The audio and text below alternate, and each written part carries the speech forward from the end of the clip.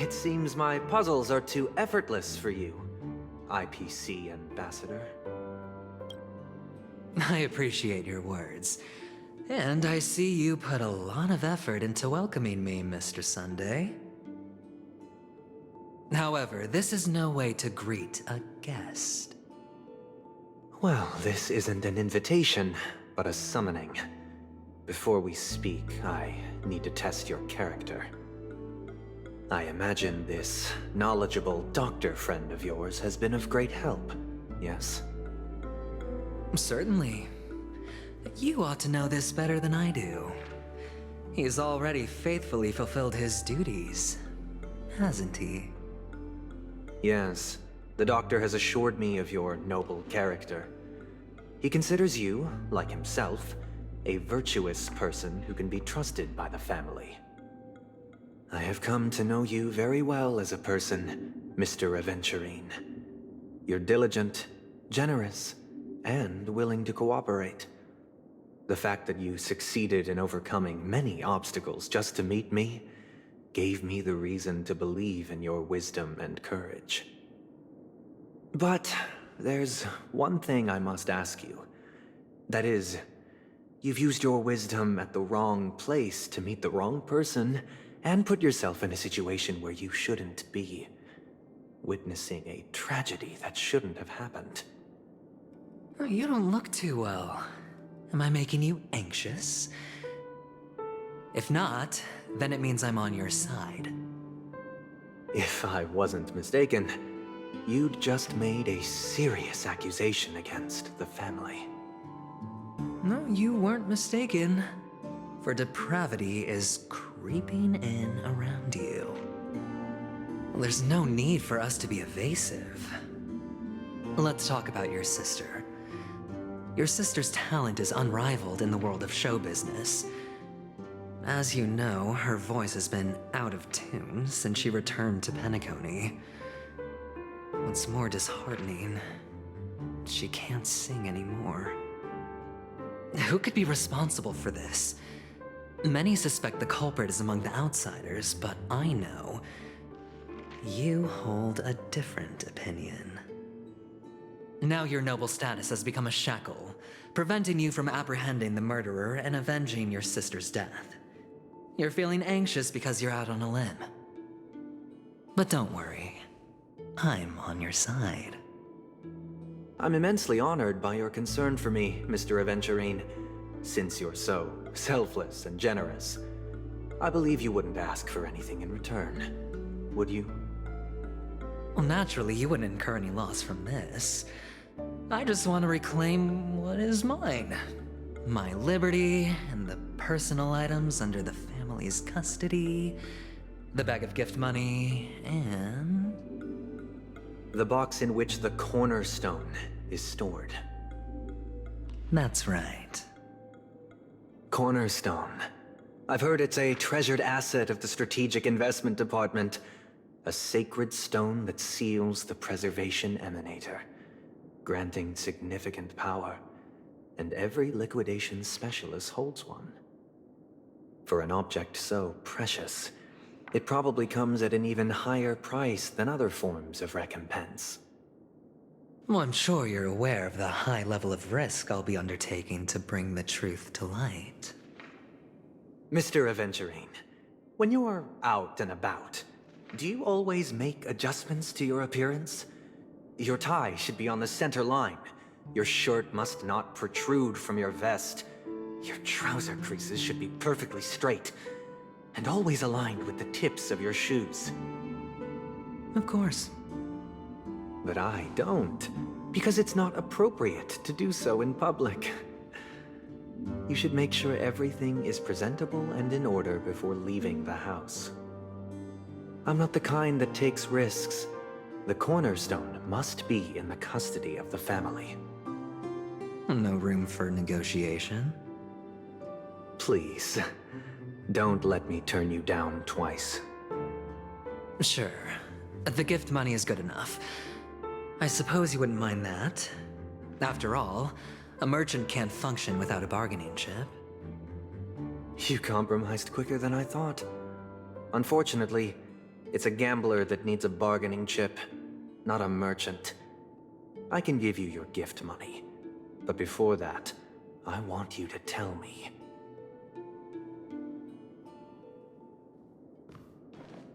The fact that you can decisively forsake the box you asked for, what exactly is stored in it?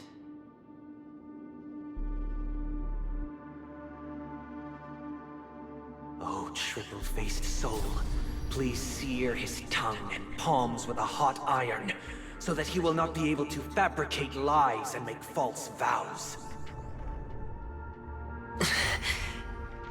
What have you done? Under the light of the harmony, all wickedness is revealed. I implore them to shed their light, and I'll ask you questions on their behalf. Next, you have 113 seconds to prove your innocence and gain my trust. And if I refuse to answer? You can try, and we'll see if the harmony rejects you. Question: do you own a cornerstone? Yes. What a simple answer.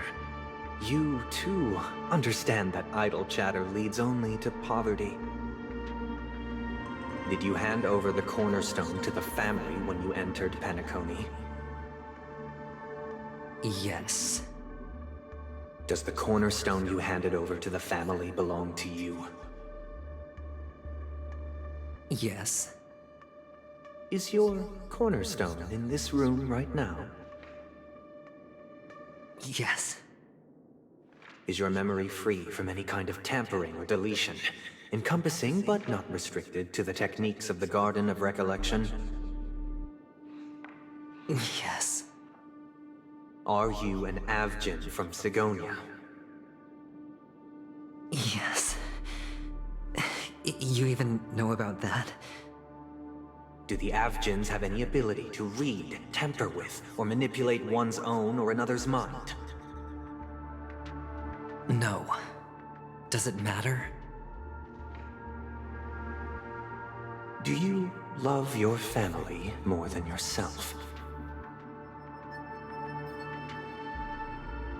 Yes. All the Avgins were killed in a massacre. Am I right? No. Are you your clan's sole survivor?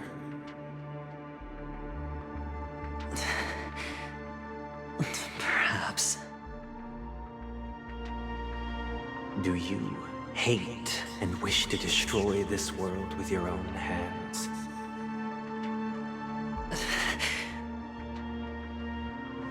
I don't know. Interesting. Now, the final question.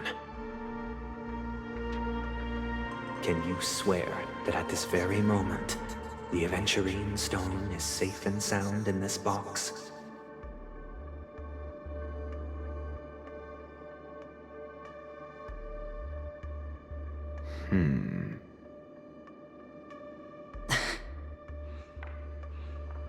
Of course. Looks like we can get an answer. Open it, Mr. Aventurine. It's your last chance to defend your honor.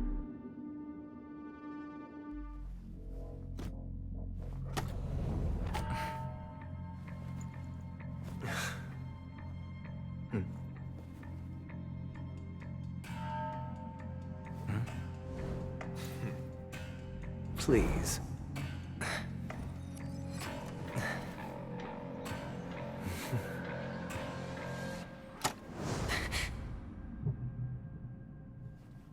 Are these what you're looking for?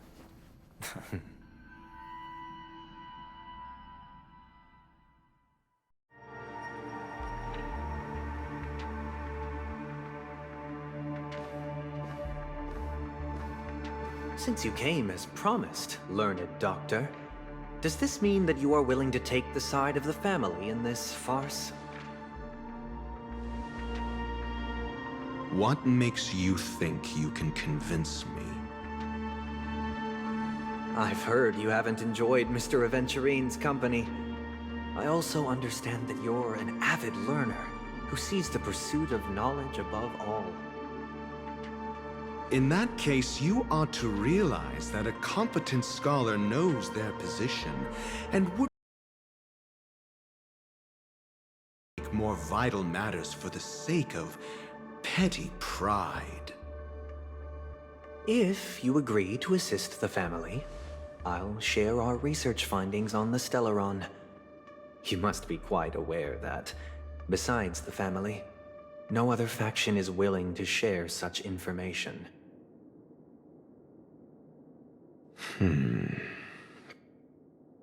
Cut to the chase. What do you need from me? I need Mr. Aventurine's comprehensive plan. Haven't you confiscated his cornerstone? You can't expect a featherless bird to take flight.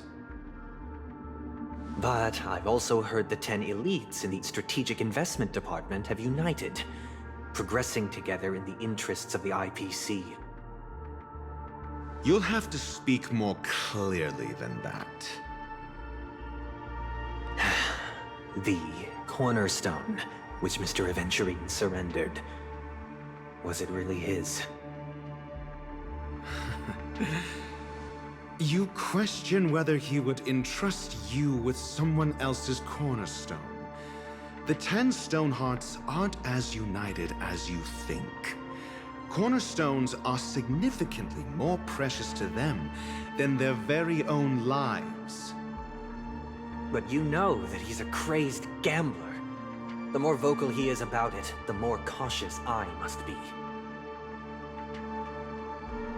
I never imagined someone would share his way of thinking. Honestly, you should see a shrink. Bring it. The box containing the cornerstone is unique, and only IPC senior staff and related members can access it. But I happen to be among them.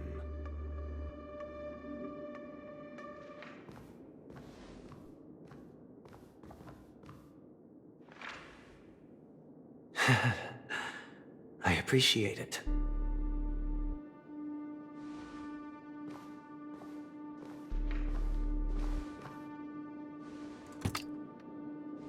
Unfortunately, your guess is correct.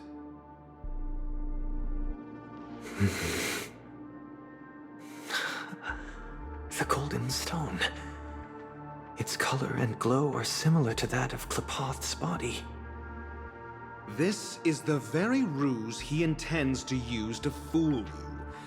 He won't reveal to you that the 10 Stonehearts chisel their own will into the cornerstones, granting them an unparalleled radiance. And this golden statue is also known as Topaz, not Adventurine, and it belongs to Topaz. So, do you wish to confront him? Not at the moment. I'm more interested to know the location of his cornerstone. The safest place somewhere you'd never think of. Because he never intended to hide it. In fact, that cornerstone has been in your hands from the very beginning.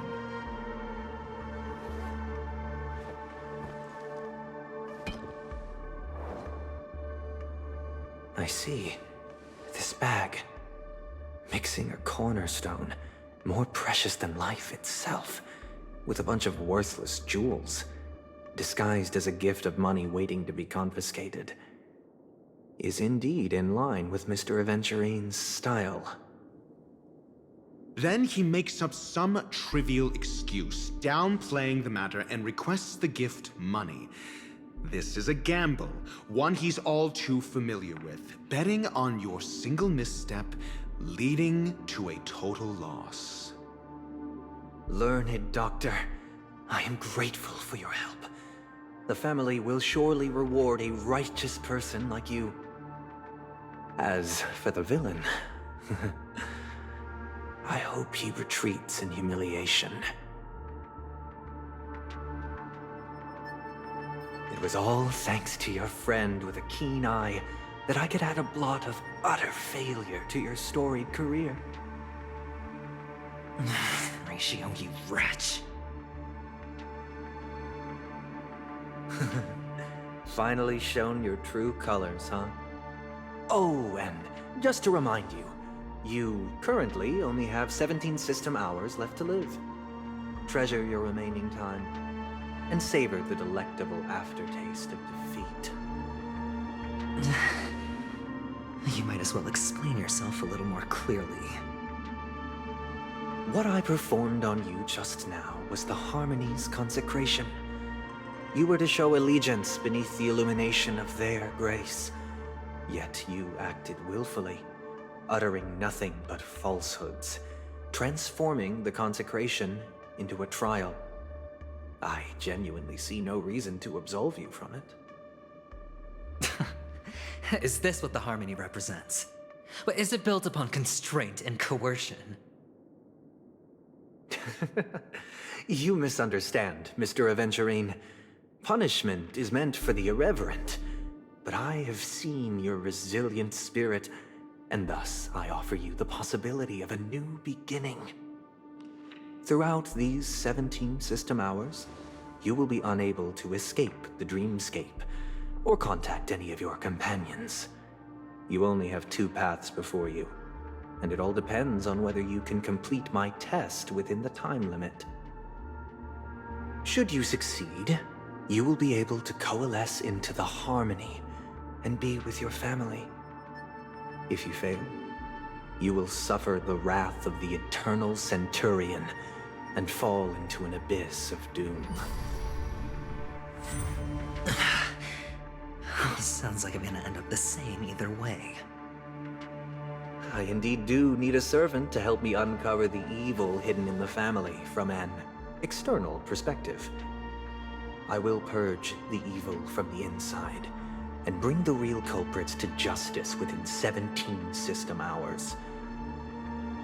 When the time comes, compare your findings with mine. If both our findings align, or if you can provide me more insights, then they will truly be able to grant you mercy and honesty. Shameless hypocrites. You took everything from me and still demand the truth? That isn't fair. Your carnival reeks with the stench of cash. Nothing is achievable without it. This is meant to be an act of personal virtue, not requiring the family's support. Your bag is over there. Do as you please. I believe you can trade this bag of worthless jewels for everything you need. That's what gamblers excel at, isn't it? Off you go, Mr. Aventurine. You are free. I will wait here for your good news.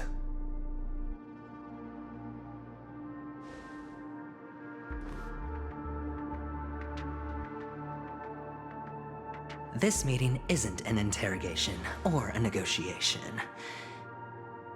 It's an outright execution. Why would I do that, Mr. Aventurine? I'm just wondering what a passerby who stumbled upon a scene of a murder could have found out. That's all.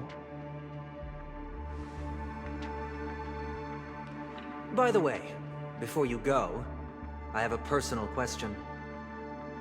What is it now? Do you truly wish to bring about the destruction of this world?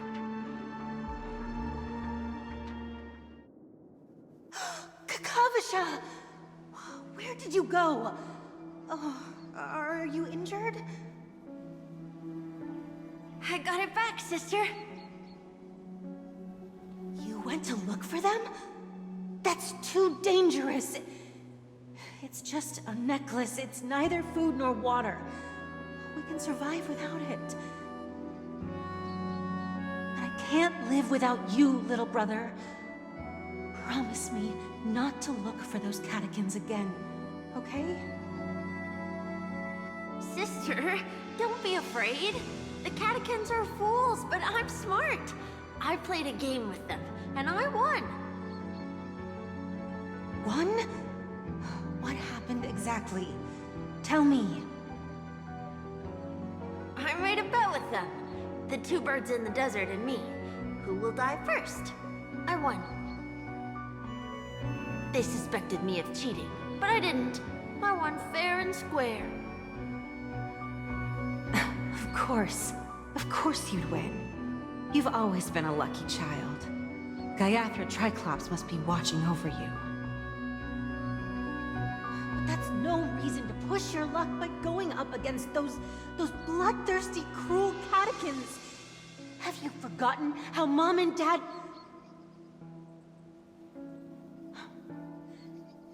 Look, this is just a necklace. But Kakavasha, you are my only family.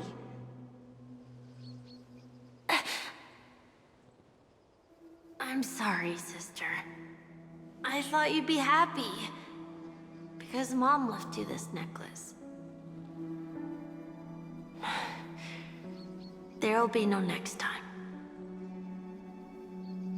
It is important, but not as important as you, my dearest brother. I don't blame you, but you must remember what Mom said. Pain and poverty are the trials of Gaiathra Triclops. She has also granted us a chance, and that's your good luck, Kakavasha. Your good luck is the most precious wealth we, all Avgin, have. You're a child blessed by Gaiathra Triclops, and can lead the clan to happiness. So always remember to protect yourself, and never resent the pain and poverty you're going through, all right?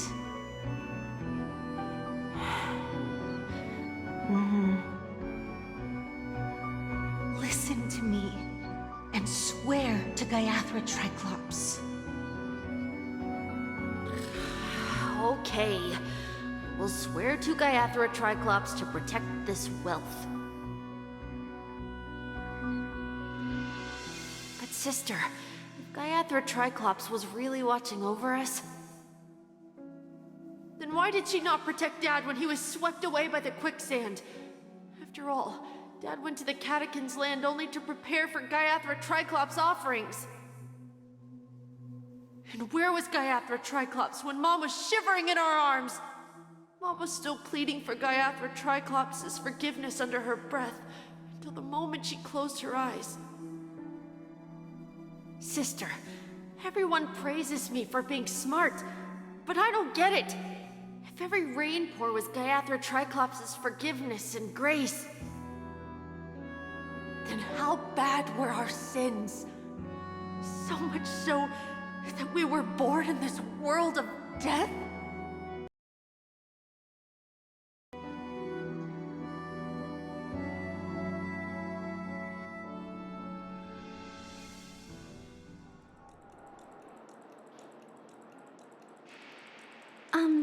Excuse me. I can't seem to find any information on this artist in the Iris family archives. The photo you provided also doesn't show any matches. Just as I thought. I'd like to ask, what kind of traces do people leave when they enter a dream? Are you referring to the records when you enter the dream pool? The equipment will monitor physiological indicators such as heart rate, blood oxygen levels, and body temperature in real time. This data will be included in statistics and handed over to the family for the screening of any data anomalies. Immediate action will be taken once any illegal behavior is detected. I apologize. The hotel does not have access. This information is managed by the Bloodhound family. We can only gain access if there's a problem. Looks like nothing can be found here. At least we know who to look for next. We can ask the Bloodhound family for information. Thank you for your assistance, Miss Allie. By the way, is Miss Robin doing fine? We are looking forward to her performance. Fine? What does that mean? Is there something wrong with Miss Robin? The preparations for the Charmony Festival have been proceeding smoothly, so I guess things are pretty good. I believe she will be able to put on a spectacular show for all of you. I'm sure. Sure enough, no one knows about Miss Robin. I'm not surprised. But that Miss Firefly is truly mysterious.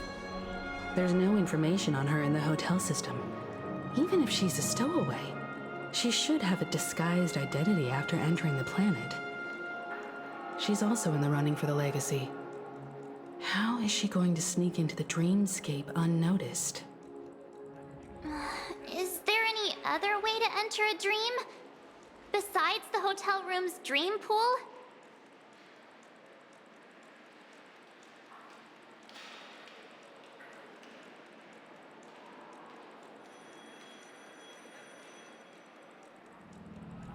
The Memo Keepers have abilities that are difficult for normal people to comprehend. In the memory zone of Penacony, they thrive effortlessly, a fact proven to us by Black Swan. The hacker girl from the Stellaron Hunters used extraordinary means to unlock the Dreamscape Hotel's seal.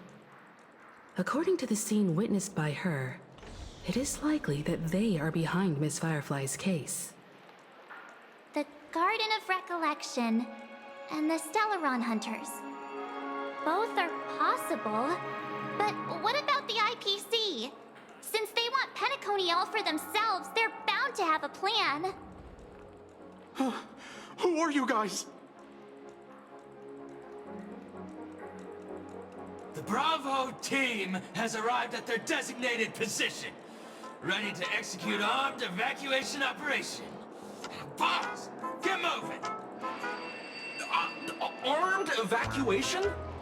Boss, are you drunk? What do you know? It's more efficient this way. Just don't let the director find out. Act first, report later. Understood? Help! Help me! I spent all my year-end bonus on the snowball!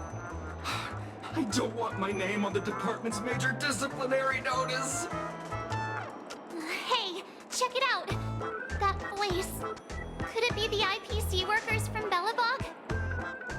To all guests, the IPC will be conducting special operations within the hotel. Please follow the staff in charge of evacuation to the designated safe zones, or compulsory measures will be enforced. I'll request a beating for you, Locke! You've been told not to drink during work hours. Take him back to the hotel room. I'll organize a meeting later to properly go over how this incident report should be written. Miss Topaz? I never thought I'd run into you on Penacony. Long time no see, Astral Express crew. Aventurine has told me a lot about your happenings. Huh?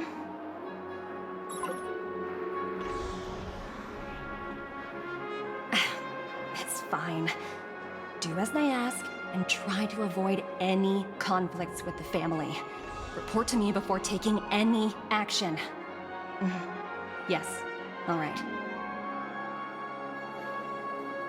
As you see, the IPC isn't very popular here on Penacony. Cordiality from the family is a mere facade. The former frontier prison has turned around and cuffed its shackles on the IPC staff now. Only Aventurine, who carries an invitation, is allowed to attend the banquet. An entourage like us, we can only sit around in the reality hotel, unauthorized to even enter dreams. No wonder Aventurine's scrambling to partner up with someone. The IPC can't back him up in the dreamscape. His situation isn't optimistic, I hear. You're all helping to investigate some dirt on the family, are you not? Let me know if you need anything outside the dreamscape. The IPC always treats its partners well. Thank you, Miss Topaz. We're on our way to the Hounds to verify some intel. Perhaps you've had dealings with them? Yep. They're tailing us right now. Why not go and talk to them? It'll take the spotlight off me. Being constantly stared at is really uncomfortable.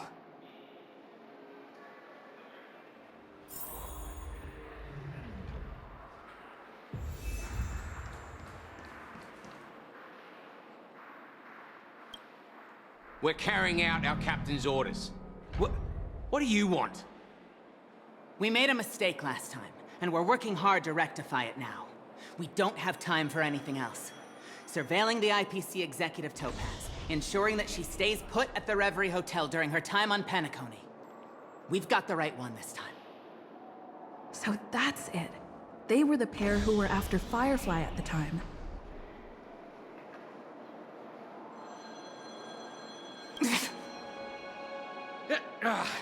It's you again. Back for more trouble? We're not afraid of you this time. Well, spit it out. Stop bothering us if you've nothing important. So you know each other. Why do you keep running into people you've beaten up before?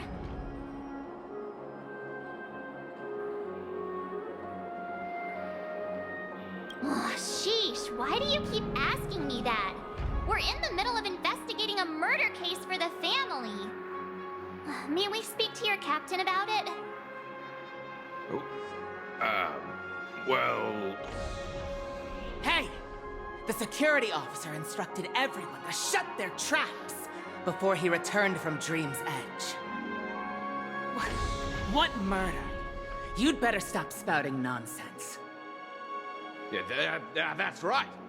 We have nothing to report. Please leave. Looks like they're not going to cooperate. But they did at least tell us that the captain is at Dream's Edge. Why don't we just look for the security officer then? It's probably Gallagher, the one she mentioned, right?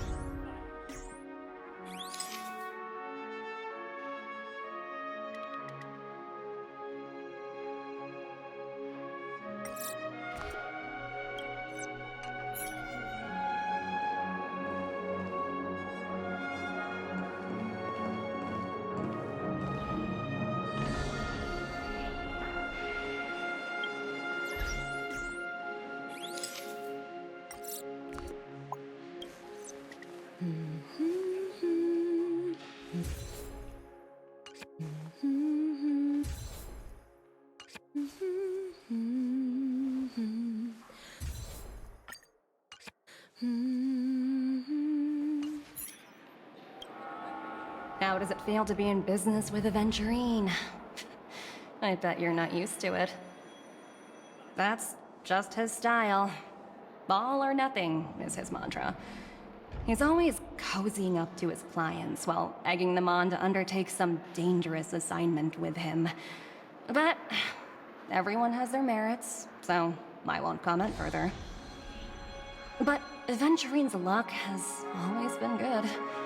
He's always closed all his cases without a hitch, and basically never lost a gamble.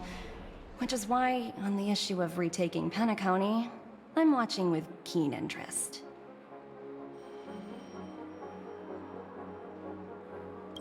Of course. It's business after all. What's important is where you're seated at the table.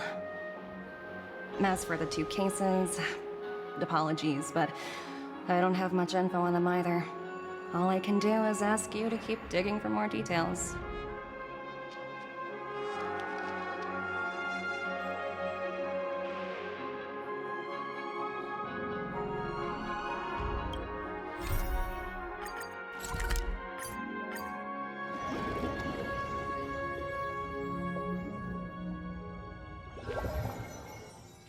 Such tight security. I bet they're stumped by the case as well. Gallagher. Gallagher. Where could he be? Constructing dreams is something sacred, reflective. Dreams are supposed... Just as Apologies. The Bloodhound family is running an investigation up ahead. No unauthorized personnel allowed. Hold on a minute.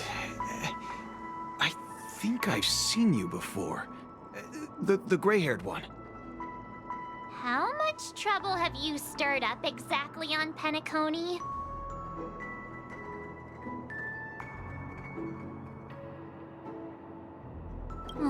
You think you look alike?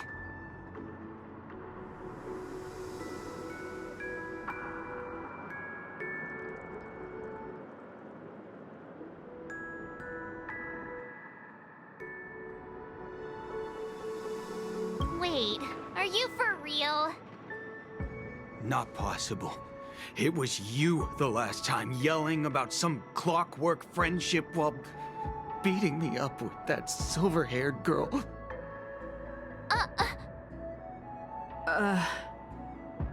I'm not letting you get by this time. Please leave, or I'll have to get on my knees and beg you. Huh? What kind of heinous crime have you committed now? Hold on, sir. We have documents authorized by the family that would aid your investigation. If it wouldn't trouble you, could we see this, Mr. Gallagher? Who exactly is this Gallagher you keep talking about? There's been a few people mentioning this name. Even the one with the gray hair. He didn't send you all here? It was the security officer who dispatched us. That's all I can divulge. He'll do. He's the one we've been looking for. Sorry, no can do. The boss said that since it's a matter of the family's reputation, no one's allowed through. Everyone, please leave. There's really no need for us to make things difficult for each other, right? We're really sorry for troubling you. Let's think of another way. Another way? That's it! Didn't they say something about that... what was it? Clockwork? That got this guy to change his mind. Can you perform it again? That... clocky magic.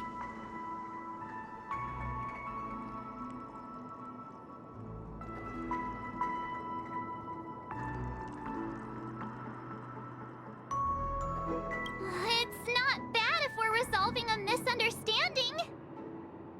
Please?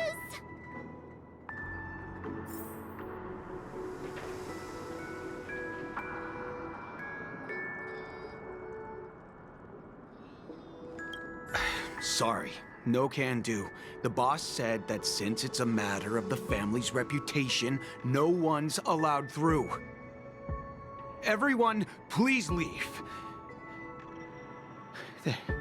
There's really no need for us to make things difficult for each other, right?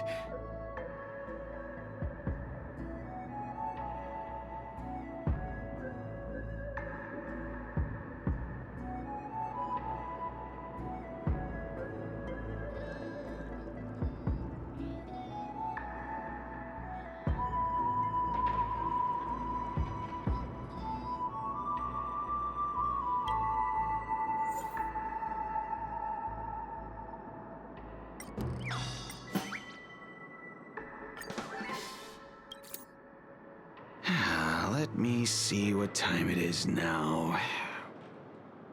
Whoa! It's this time already? What? Time to clock out!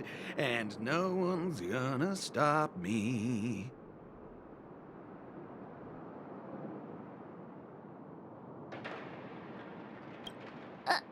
What? Huh? This clockwork trick of yours, it's kinda dangerous. At least he won't be getting in our way again. Let's go find that Gallagher and ask him the intricacies of the case. I was wondering what all the commotion was. Huh. Oh, it's you guys. Welcome. Since you made it here, what can I do for you? Hello, Mr. Gallagher, sir. Judging from your tone, it sounds like you were expecting us. Miss Himiko, you're too polite. There's no need to call me sir. Mr. Gallagher, you even know my name. Of course I do.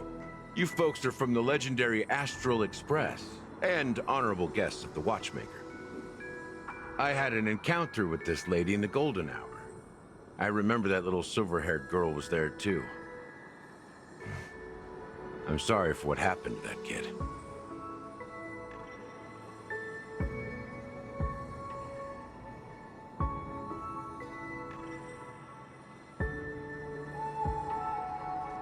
This is also the reason why we've come to visit you, Mr. Gallagher. The Express can't just overlook the death of that child. So we've decided to help the family get to the bottom of it, in the hopes of getting justice for her. The Nameless involved with the family. What an unpredictable twist of fate. Why? What's wrong with the family? It's nothing. On Penacony, everyone loves the family. No matter how much one resists the beautiful dream, when the time comes, they too will find it hard to let go. Who wants to leave a warm nest? Just idiots, little kids, and inebriated fools. Mr. Gallagher seems to be getting at something. But you got it wrong. I'm not. You want to discuss the case? Sure, come with me. This is not a good place to talk. Let's go elsewhere.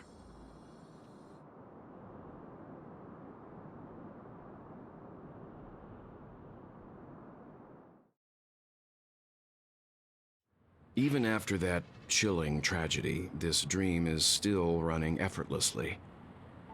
Other than the family of the Harmony, it's hard to imagine any other power in the universe that could sustain a building of such magnitude.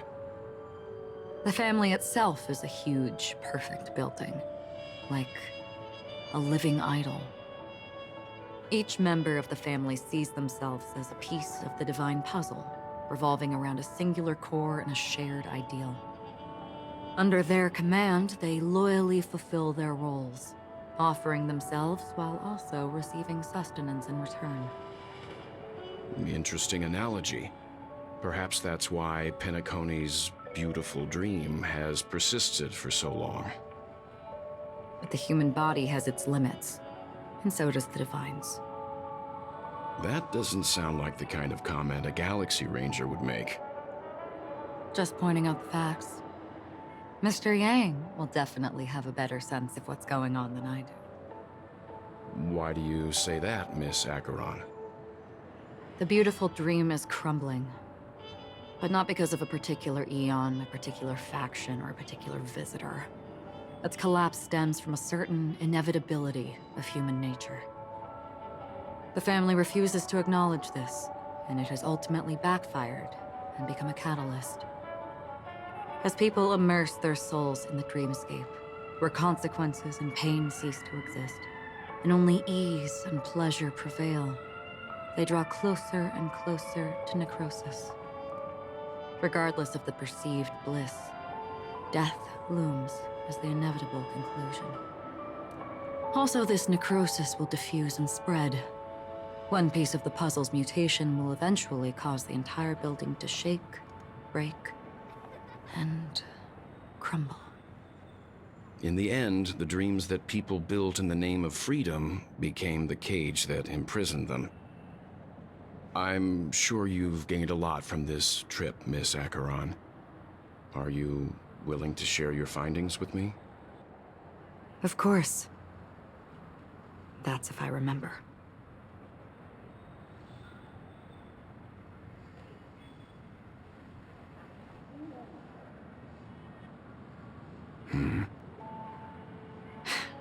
Don't mind me. It's just a habit.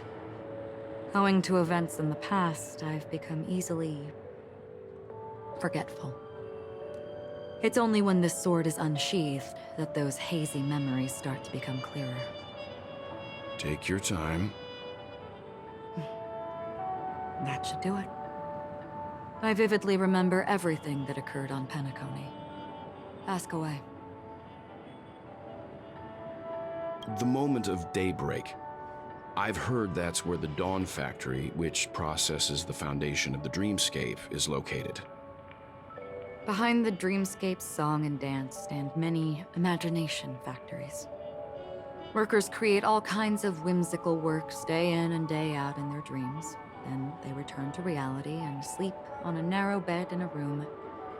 A far cry from luxury. They say it will suffice.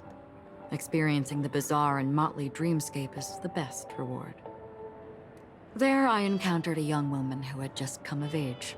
The perfect time to indulge in beautiful dreams. Her greatest wish was to one day move to the golden hour and see the magnificent garments she had woven with her own hands. For certain reasons, her wish was difficult to fulfill.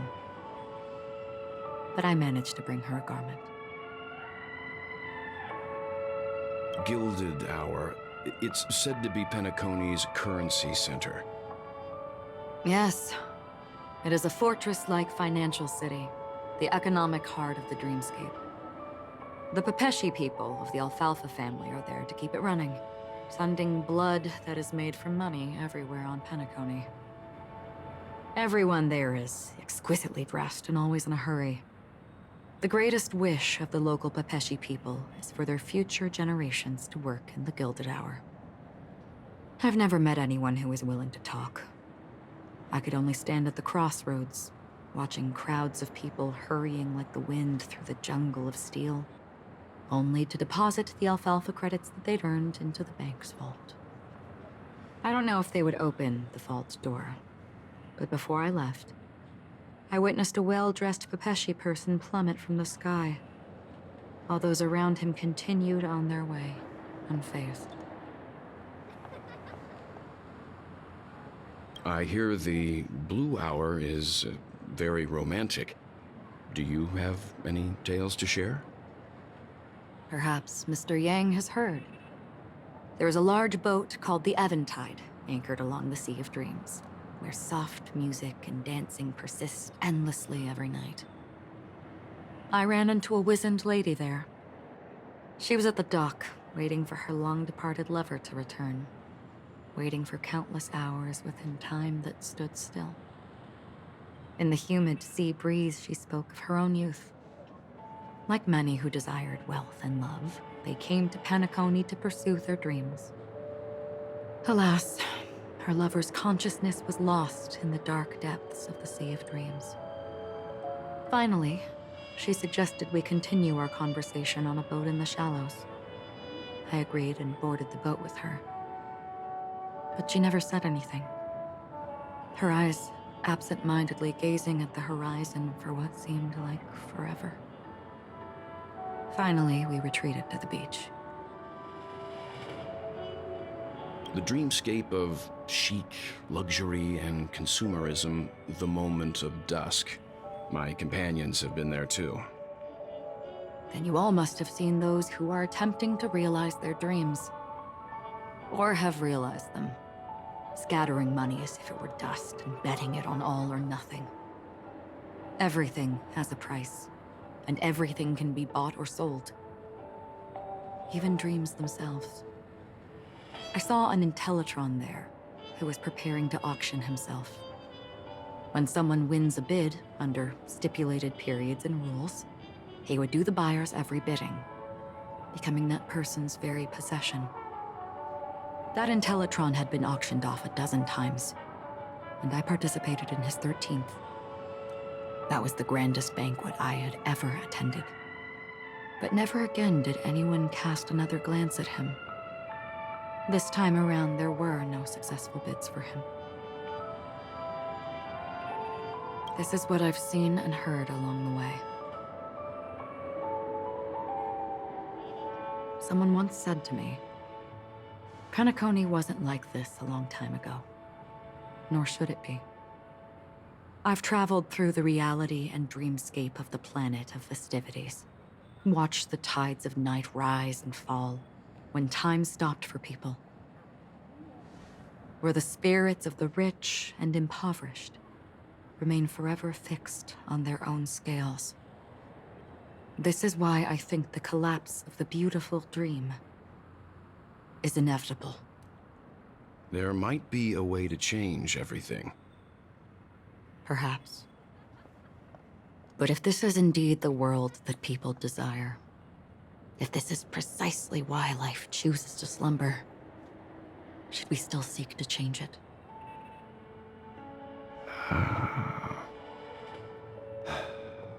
Miss Acheron, now it's my turn to share a story with you.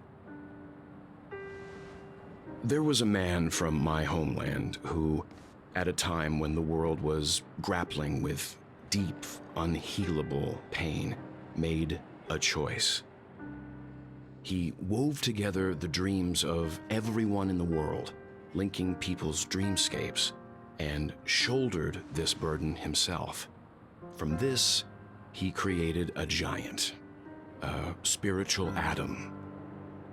And since that moment, the giant stood between heaven and earth, becoming the pillar of the world's existence. As a price, those who found it hard to move forward, who could not advance, forever lost their future. They slumbered in a dream, devoid of disaster and pain, living out their days peacefully in the man's created utopia. And it is because of the wishes of those people who wished not to awaken that this spiritual atom became unbreakable. And yet, you stand here right now, which also means that man failed. Because people must always move towards the future. Even if human weaknesses make them pause when they truly cannot move forward, humanity will eventually seek a way to save itself. And that man, he was never a failure. Like everyone in that world, he etched the possibilities of human nature into his heart. He was the sun chaser of legend, soaring towards the sky and embracing his final victory with his fall. He ascended to heights uncharted, only to come face to face with the sun, a place not visited by anyone before. His wings would melt because of it, only for him to fall into the sea. And after that,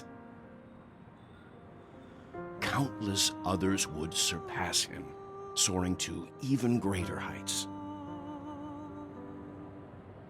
A fitting metaphor for the Nameless's trailblazing spirit. Thank you, Mr. Yang. I know what you wish to confirm. The universe has innumerable similar, yet different worlds. In these worlds, there are innumerable people who look alike, yet don't. I too have embarked on journeys, encountering old friends with familiar faces on different worlds, witnessing their destinies follow paths similar to mine. So I will tell you, even if not completely similar, the story you just told, it overlaps with my past. And within that abyssal dream, I ended that man's life. Alone. I am not who you think I am. Nor will my home be as fortunate as your world.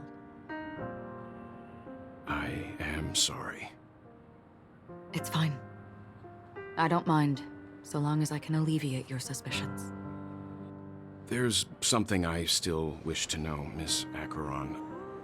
Under that representation of the hunt, exactly what sort of power is it that has motivated your solitary journey thus far? Mr. Yang, before answering that question, I wish to continue the previous topic.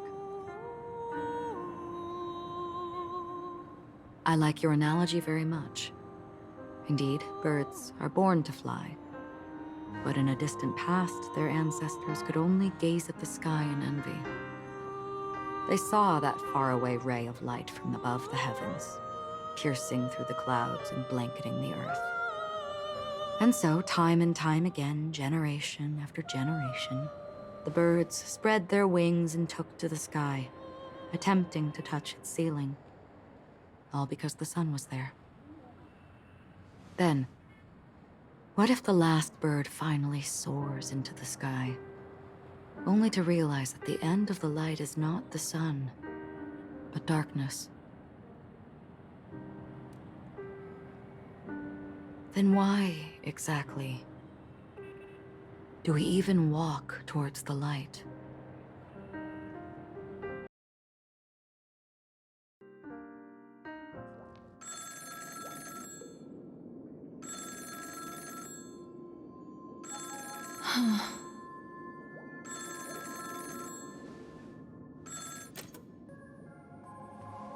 Long time no see. Having fun on Penacony? Acheron? This voice, it's not Constance.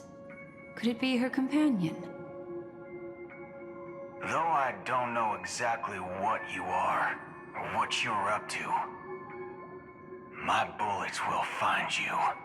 Until then, you best find a casket store on Penacony and ask the owner to reserve a good quality casket for you, imposter. Imposter? I see. She gave my whereabouts to someone who's tracking Acheron too. Who are you? Huh? Did I make a mistake? Who the heck are you? I'm the Garden of Recollection's memo keeper. Not bad. This is the kind of tough challenge I like. You that imposter's bodyguard? Never mind. It's fine. I'll leave a round for you. So get that forehead clean and wait for me. I don't know what you're talking about, but you know Acheron, the Galaxy Ranger, yes? I have something to ask you. Are you asking me to write your will? Sure. Go ahead. Not quite. I only want to ask, how exactly did she become a Galaxy Ranger? She's clearly not a pathstrider of the Hunt, but you are, aren't you? Tell me, what's Acheron's deal? Sure. Heck, never thought I'd come across an ally. What a stroke of luck. Well, I'll be on Penacony soon. Memo keeper, go buy a bottle of Asdana's white oak and warm it up, and I'll raise a glass to you. That lady's passed. Well, nobody knows. But if all you want is a simple answer, sure, you best get a chair and take a seat. That woman, named Acheron, is an emanator who should not exist.